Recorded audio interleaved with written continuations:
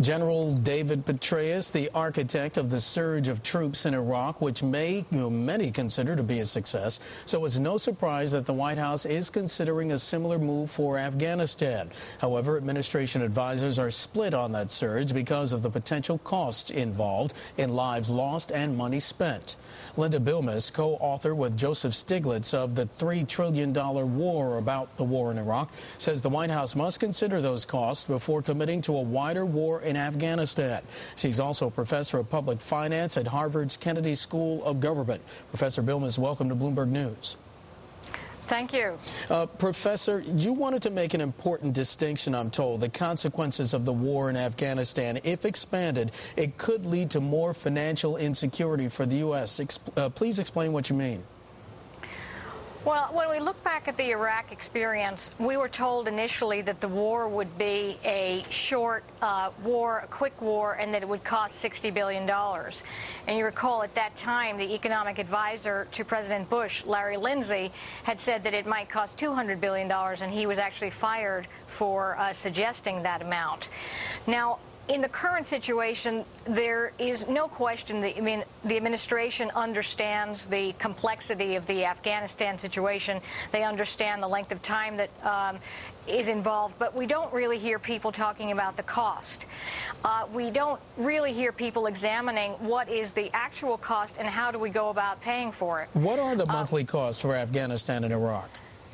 Well, right now, we spend about $10 billion a month in Iraq. We spend about $3 billion a month in Afghanistan.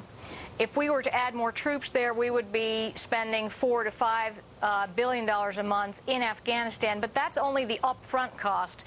One of the things we know from the Iraq experience is that there are a lot of long-term costs of taking care of wounded veterans for the rest of their lives, of paying medical care and disability benefits to veterans, of replenishing military equipment that's used up, and paying interest on the money we are borrowing to fight the war. So that really doubles the amount that it costs. So we're not really looking at 4 or 5. We're really looking at $10 billion a month for an expanded Afghanistan effort. And speaking of borrowing, obviously that's how we've been funding these efforts thus far. Why can't we just keep on doing that, since indeed, even though there have been some threats from the Chinese or some sort of chest thumping in terms of borrowing, they have continued to buy our debt?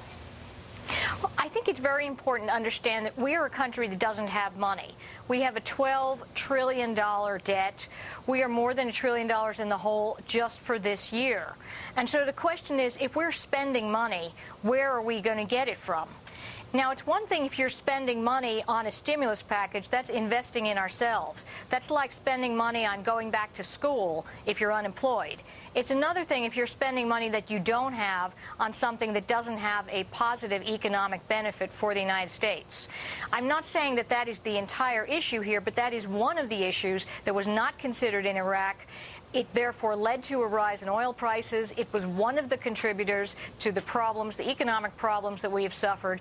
And if we are looking at the Afghanistan choice, we need to consider what it would cost, where we would borrow the money from, what the options are for financing the war, and what are the consequences for the economy. So, Professor, just 30 seconds left here. So what's the alternative then?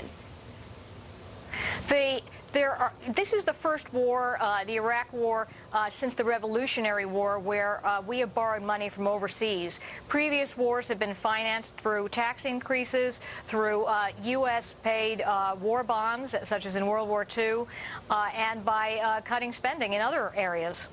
Okay, Professor, thank you very much for joining us. Unfortunately, we're out of time. Our thanks to Linda Bilmes. She's author and professor at Harvard University.